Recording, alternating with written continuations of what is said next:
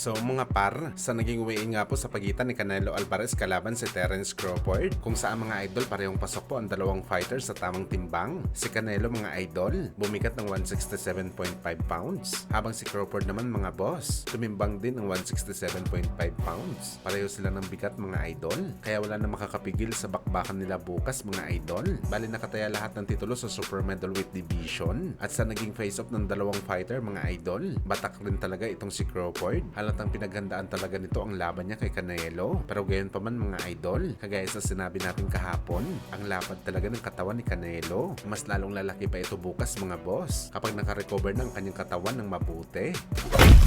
Samantala matapos nga po mga idol, dumalo si Bob Arum sa press con ni Naoya Inoue sa Japan para sa laban nito kontra kay Murodjon Akhmadaliev, kung saan mga idol, matinding katawa-tawa ang inabot ni Terence Crawford kay Bob Arum. Ano yan mga boss? Sino ba daw ang may gusto na manood ng laban ni Crawford at Canelo? Dahil kung siya ang tatanungin daw mga idol, mas maganda daw panoorin ang laban ni Inoue at MJ kaysa sa bakbakan ni Canelo at Crawford. Malamang mga idol, ang ibig sabihin dito ni Bob Arum, matik na nalampaso na si Crawford kay Canelo sa bakbakan dahil sobrang layo ang agwat nila sa timbang. Hindi kagaya sa laban ni Naoya Inoue kay Murodjon Akhmadaliev na magkadibisyon sila at parehong malakas. Laban na ng pagiging hari ng 122 pounds. Kaya magiging exciting daw ang laban. Well, alam naman natin mga idol, na matik talaga na pupuriin at ibenta ni Bob Arum ang laban ni Inoue sa linggo dahil ito ang trabaho niya bilang isang promoter. Pero ang malaitin si Crawford mga idol sa laban nito kay Canelo, talaga nakakabastos ito mga idol. Lalo pa kababayan niya si Crawford. Nauna na kasi na sinabi ni Bob Arum dati pa mga idol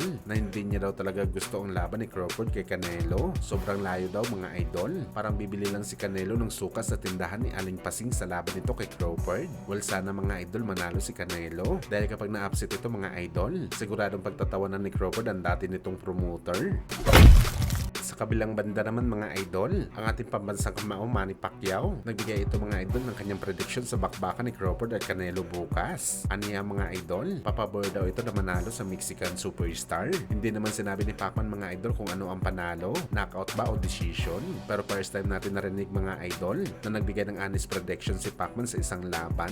Bawat kasi interview ni Boss Manny at tinatanong siya kung sino ang mananalo sa laban ng dalawang fighter. Palagi nito sinasabi mga idol na isang 50-50 fight ang laban. Ngayon lang talaga natin narinig mga idol na sure talaga si Pacman na mananalo si Canelo kontra kay Crawford. Malamang isa sa mga dahilan mga idol kung bakit si Canelo ang mananalo sa laban dahil sa malaking agwat nila sa timbang. Legend na po si Pacman mga idol. Alam nito ang kapasidad ng isang fighter, lalo na si Crawford nakadebisyon nito dati. Merong mga rumors na kumakalat sa social media mga boss dahil daw nagbigay si Pacman ng kanyang prediction. Posible daw ito pumusta ng malaking halaga kay Canelo. Sure na sure kasi ito sa kanyang prediction. Pero para sa atin mga idol, imposible ang bagay na to. Hindi naman kasi tumatalpak si Boss Manny. Bagamat hindi natin alam to mga idol, kung tatalpak man si Pacman, siguradong milyon ang pusta nito kay Canelo.